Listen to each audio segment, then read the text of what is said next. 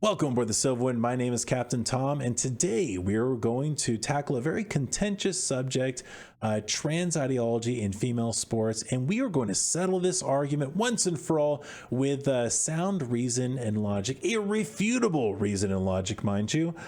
So Wilson, let's go ahead and jump on this grenade for the team. We have an article here. It says, this is from the New York Post. It says, fury after female fencer is disqualified for refusing to compete against trans competitor. I'm sorry, I cannot do this. Now, part of the article reads, Stephanie Turner opted to take a knee rather than compete against trans fencer Redmond Sullivan at the Cherry Blossom Open in Maryland over the weekend. Now, Redmond Sullivan is someone who had priorly competed in male fencing competitions. So this is someone who hasn't always identified as trans, but then did eventually identify as trans and was allowed to be admitted into female competitions within this sport. Stephanie knew this ahead of time, that this was the case with him. And so she took a knee and said that she wasn't going to compete against a male in a female space. She was disqualified for this basically because there is a contentious, issue with language in this situation. We have two different peoples taking two different very definitions of these terms, and who's right in these definitions. Now, there is actually a logically consistent and a universally applied definition to male and female. But if you talk to people on the left side of the aisle, what they're going to say is basically, whatever is culturally masculine or seen as culturally feminine, different people can identify with that in different ways, depending on how they feel about themselves and how they fit in with that. And so it really doesn't matter how you're born. If you believe that you're a woman, you can just say that. And that is the case for you based on their very ambiguous definition or almost non-definition of male and female. Now, you'll have, when you're trying to figure out what is true in a circumstance like this, a moral truth, a truth of a definition. Typically, you'll hear someone who's, maybe talking about something moral or political, and you'll hear someone else say, well, what about this? What about that? And that's basically what they're doing is they're trying to figure out, okay, well, if you bring up a subject like, abortion, right? And someone says they're against all abortion, they say, well, what about this, right? What about this situation where the mother's life is in danger? And what they're trying to do is trying to see, okay, is your idea logically consistent in all scenarios? And so if we can do that with the definition of male and female, what we're going to need is a little bit of help from our friend here, the seahorse. Now, that's what this creature is right here. This is a little BBC documentary about seahorses. If there was ever a what about as far as definition of male and female, and can it be logically consistently applied across all scenarios? This would be the ultimate test. So what I'm going to do is I'm going to play a little bit of this video. There's nothing gross or weird in it. It is talking about, reproduction between a male and female seahorse, but it just shows them like holding tails and stuff. So there's nothing weird in it. Let's go ahead and take a look at this. The female releases her eggs into the pouch of the male. It is he who will get pregnant and he who will have to raise and protect their young. You hear that? He gets pregnant. What the heck? All right. So that's our suspect right there. So the male seahorse is the one who gets pregnant. Well, why don't we just call that the female seahorse then? I mean, isn't getting pregnant, wouldn't that be culturally perceived as being feminine?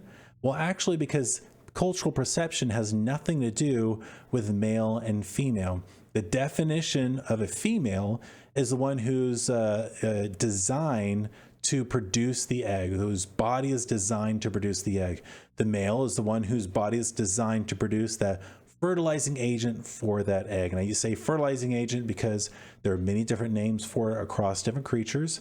And I say designed because, even if something is born in such a way where it's, egg production is not functioning correctly, or it's menopause, or that's surgically removed out of them, they don't stop being female. Their body was still designed to do that, right? Just like a human has two arms. If one's born with only one arm, it's not like they're suddenly not human. No, they're human. It's just that something went wrong. They were supposed to, they're designed to have two arms. Something went wrong if they were born with only one.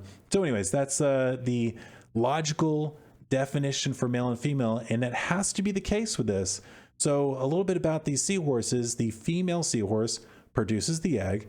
She then gives it to the male, right? Is just wild thing. I don't think this happens anywhere else in nature.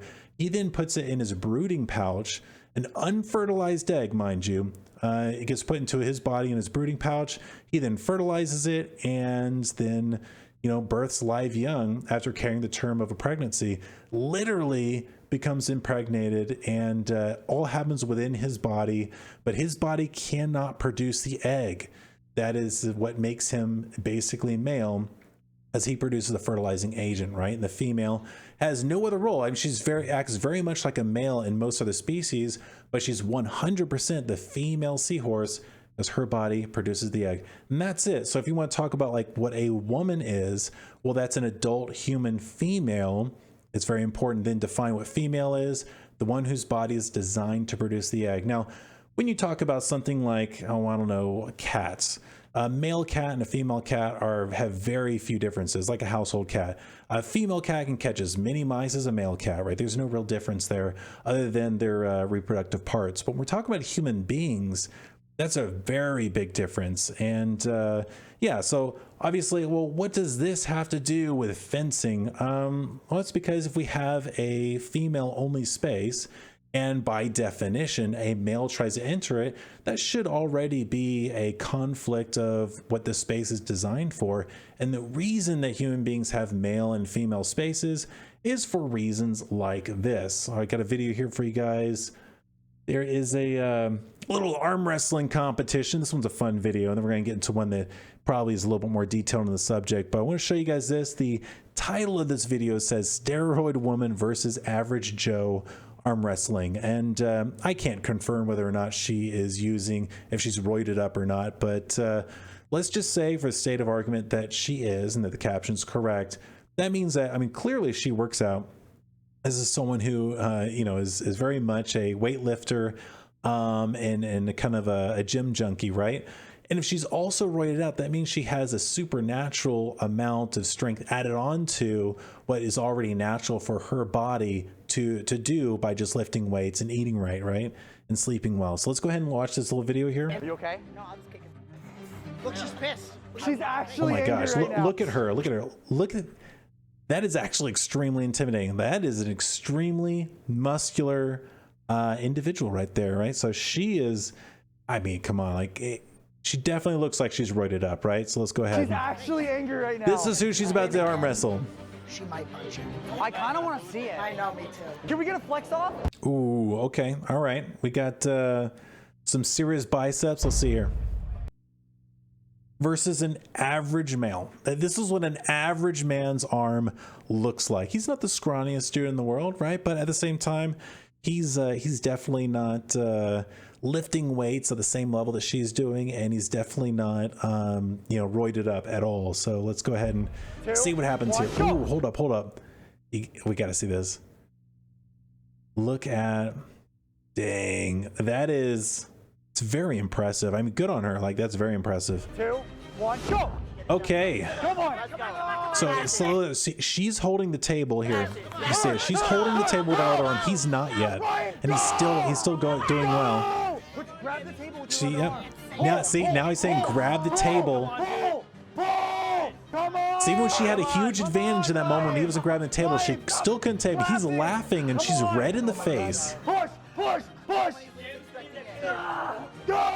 It's average guy versus a. She's winning! Oh, come on. Hit her! A little more. Look at that. She is trying. Ryan, come on, bro! Put her down! He wins! Let's go! All right, so he won, and that shouldn't actually come to much of a surprise because men and women are built very differently in terms of strength, all the way down to cellular level, the body chemical level, your hormones and everything else like that, which makes a huge difference, by the way. The bone structure, the muscle structure, all of it has a huge role to play But that's just arm wrestling, right? Well, what about a contest that involves skill, like fencing? Fencing involves skill, right? It's not just brute force.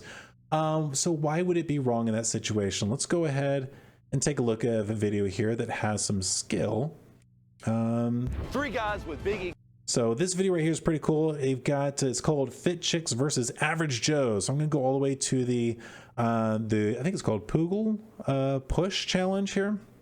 So we've got 3 women here that you know, they're the fitness women, right? So they are women who exercise a lot, you know, are in really good shape, versus 3 guys who don't really work out. Maybe they work out a little bit, but they're definitely not gym rats, right? They got you know, very little to no athleticism. Yeah, versus these ladies. 4th event, Now, so far in this competition, by the way, the guys have won 2 of these things versus the ladies have won 1 prior. So I think there was I mean, you can go watch the whole video if you want, but we're just focused on this right here because I think this is a good comparison with something like fencing. Fencing is a competition, like a mock fighting kind of a sport. And yeah, what they're going to do right here is very similar in those terms. Wes, what do you... Each match will go 3 rounds. The team with the most accumulative points at the end will take the win for this event. Here are the rules. No face striking, no striking in the groin, no striking in the chest. Everybody down? Fit ladies, ready? I think that they are men that don't know what they're in for. Average Joe's ready? No, I'm not the right. Not even a little bit. 3, 2, 1, go! Okay. Come on, Brandon. First one out of the circle. Here they go. loses. Get in, Montana. Get it. Montana. Come on, Montana. So far, they're just kind of bouncing off of one another. You're going to see her change her strategy here because she knows what she's doing.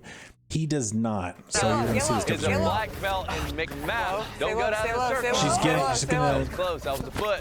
Get him. Get him. Montana putting up a fight. Get it. there we go, there we go. Montana. First point for Average Joe's. 3, That was pretty much just brute force versus brute force. So let's 2, see how this 1, keeps go. going. Second point. Come on, you. Get him out of that circle.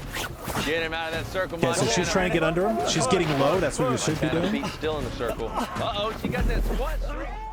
She got low, she got underneath him, and she pushed him out. Like, that was a skill issue. When you get your center of gravity low to the ground like that, it's There you go. that's the winning play right there. That's what you should be doing. She's staying low. She's staying low. Push it out of the circle. He She's doesn't dropping to to the know knees. to Get a do lot of this. strength in the bottom. He's staying on top for the whole time. Now to intertwine. There you go. Come on. Drive. Yeah, they're like past each other. It's like Push. wrestling This now. is a full body come on, strength, Brandon. full body movement. There you go. Brandon, you just tip her over. She's too exhausted at this point. There it is. She's just too tired. He was able to outlast her. She's in much better shape. Should be. It's almost lunchtime. Are we getting pizza out here? I'll take some Coca-Cola. Diet Coke. Try So to yeah, get you can healthy. see basically in any kind of fighting competition, there are 3 basic advantages to any fight. That's reach, that's weight, and that's strength. Men naturally have all 3 of these advantages on women on average, right? And well above average. And so the only thing that a female has to try and make up the difference would be skill. And oftentimes, that we're seeing right here, it does not seem to be the case. We'll keep seeing here. It's not always enough to overcome those massive disadvantages. If you add on to that also facing up against a male component or a male opponent who is also very skilled, then you're really you're just really in a bad spot as a female competitor in that situation. So once again, these are 3 non-skilled men against skilled females and athletic females to try and do this competition. Let's see how it pans out. Ladies ready? Men have 2, won. 1, go. Get in there. Whoa. Hey! Oh, hey, She deflected That was a him. face hit. What are you guys talking about? Look, he charges at her and she let him just keep charging out by just deflecting him out of it. No chest strike. She If I knows see it what again, she's we'll pause doing. it, we'll reset. 3, See if 2, the strategy 1, works go. out for her. She's trying to lock with him. And then tries to do it again. Ooh. But he pushed so hard against her that she ended up hitting the ground first. Footage review, the play on the field stands. 1 point for Jesus, 1 point for Vera. Last and final point for this round. 3, 2, 1, go. And this time, so what she was doing was trying to like run up to him gently lock with him, kind of feel the pressure he was going to push, and then as soon as he went all in with that force, she would then try to deflect him. She did it twice. This time, he just charged her. Before, he would gently go up, and he was just like, okay. Probably because he was trying to be gentle and nice, right? This time, he just wails on her, and she's not able to use that strategy of deflecting him when he just charged her like that. It was too overwhelming, and she just gets punted out of the ring. For the average Joes, 2 points total for the fitness ladies. But this last round could change it all. We have Brooke versus Wes. Average Joes ready? Ready. Fitness ladies ready? Here we go. 3, 2, 1, go. That was close. Average Oh, Joes. just Point. goes in Oh, remember, fierce. ego's turn, right? Round Oh, 2, don't worry about 3, your 2, ego. 1, It's go. not a fair competition. She's trying to get low. She's trying to get low, but he's just way too powerful. Average Joe's. There it Point. is. Last and final point. 3, 2, Last one. go. Good strength by Brooke. See, he's actually getting down low. The second, and this is important, the second one of these guys are actually using one of the an appropriate strategy here, any level of skill, he's getting down low, and she cannot do anything anymore. She is just getting tossed around. He probably watched the other two going, oh, I see how you're supposed to do this. Applied a very vague level of understanding of it. They're really not even getting that low, but it's low enough to where he can offset her center of gravity and shove her right out of the ring. Average Joe's point. Good And game. she didn't 3 even points stand for a Average chance at Joe's, that 1 point point. for strong ladies. This is So yeah, and then there's tug of war. You want to know how that ends? Here, here it is. pull.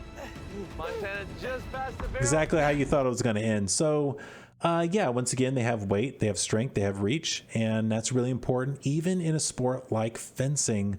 And it's why, in the first place, that we have female spaces so that they don't have to compete at such a disadvantage. Because it's, I mean, why would you even want to enter a sport competition when you know you're going to be a massive disadvantage like that? It's one of the reasons we don't allow people to use steroids and things when they go into the Olympics, right? You get kicked out if you do that, because you got an unfair advantage that was not a reflection of the skill that you actually put into it or the time and effort you put into training. So once again, since men do not have to train as hard as women to compete against them, it's not a true reflection of the effort that the women put into their training for these competitions for a man to just go in there and then just compete with them. So one last point to wrap this up is that the entire reason that we have female only spaces is for biological reasons and not metaphysical reasons. If you want to have a metaphysical or kind of abstract definition for male and female that you want to live by, that still doesn't excuse why a male should be in a female space if the reasons for creating a female space to begin with were valid, and they absolutely are, for the biological and physical realities that come with being male and being female. At least that's what I think. Let me know what you think in the comments below. If you like the video, be sure to hit that like and subscribe if you want to see more content like this, and then also share with everyone you know, anyone who might be interested in the topic or anyone who might actually be a little confused on the issue. So with that, hopefully we can get reason and logic to be the law of the land once again, and things like this can turn from 80-20 issues to 100-0 issues. Should be an easy win, but time will tell. Until then, we'll keep making videos like this, and we hope to see you on board next time.